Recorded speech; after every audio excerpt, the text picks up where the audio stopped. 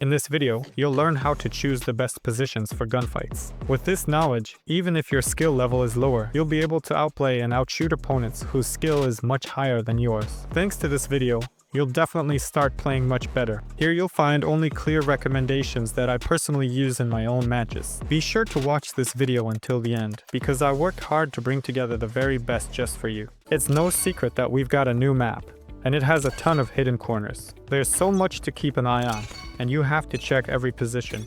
That's why I decided to record this short, interesting video for you, because attention, just sitting like this in the corner is, at the very least, ineffective, because people will just come out and spray you down.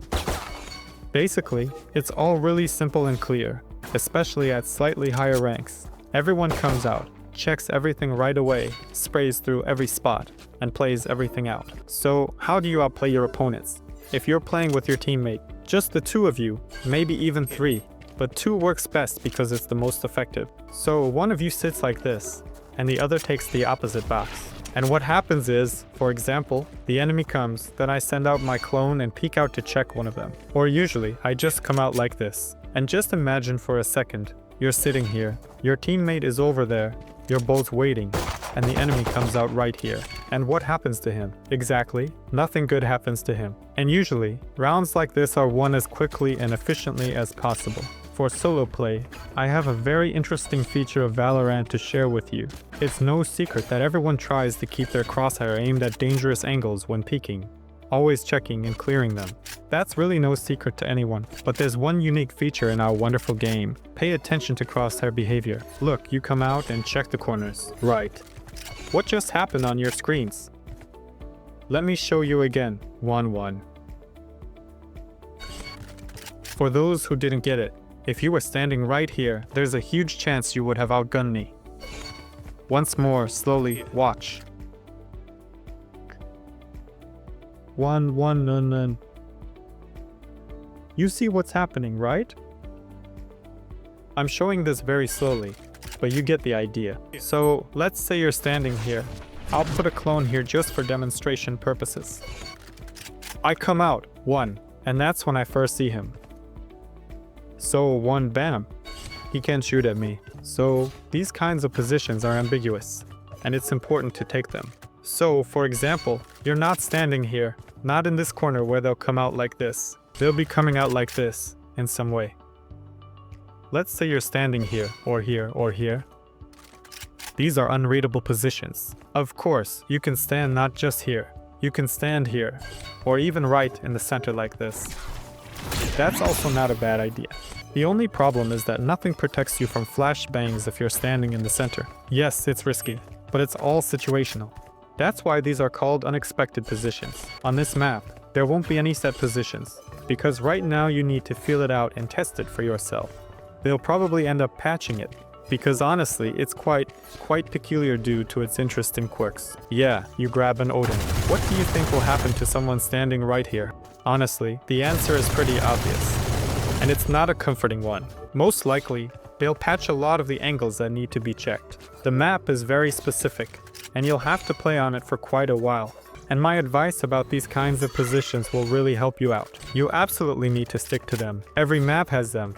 You just need to get a feel for it. So, for example, here's the most basic thing, right? If you're standing here, obviously, you know someone will come out from here. Let's say it's a clutch, and they'll come out like this. So, just like that, all he has to do is press one button to put a bullet in your head. That's not effective. Let's say you stand right here, using this as a reference point, okay? Right by this. What is this? By this little green thing, like this. And now, here's our situation. The person comes out like this. What happens to him next is an open question. Because to kill him, first of all, he's right there. That's it, you see him, so you have to adjust your aim. This is not a typical situation. Always create ambiguous situations for your opponent, where they're at a disadvantage. Always try to stay one step ahead of your enemies. Here, in this situation, you can sit like this, but you can also sit like this, and just catch their heads. That's actually pretty effective too. It's important to look for these kinds of nuances on the map. They're different for every character. For example, with Yoru, you need to know where you can catch a kill. These are also ambiguous moments. How to throw flashes like this. from which position it's better or more effective. For instance, this flash will be less effective than, say, this one. Right. Makes sense, yeah? This isn't a guide about characters, because this is a guide about gaining an advantage over your opponents. The next level of advantage is what we call elevated, basically. So, it's an elevated advantage. If you can take some kind of high ground, like stand here for example, any kind of elevation, higher or lower. Because let me break it down for you. If your opponents are in bronze, most likely they'll come out like this, just lazily checking everything. If they're silver, then they might already be running through like this, kind of more alert. That happens sometimes too. But as you progress, and if you're watching these videos, your rank is definitely going to go up. So make sure to subscribe to the channel and hit the like button. It helps my channel grow and lets me make new videos. People will push you just like this. Notice that their crosshair is roughly at head level. But when I peek out from this box, where's my crosshair? That's right, it's on the box. So for me to kill you, I have to, bam, make this awkward movement, which often ends up being my last. If there are players of roughly the same skill level here and on the other side, I'll be peeking out like this. I have to adjust my aim and shoot, while all he has to do in the exact same situation is just press the button. So he'll be in a much better position. The only thing is, yes, in this particular spot, you need to fall back. If, for example, you're playing as Reina, why not? Or, for example, if you're playing Yoru as well, so you're standing here, I would stand here. I get a kill and then just jump away like this. And that's it. Basically, you've secured a frag. You've turned the situation into a 4 versus 5. I'm awesome, the coolest pro, the best, just great.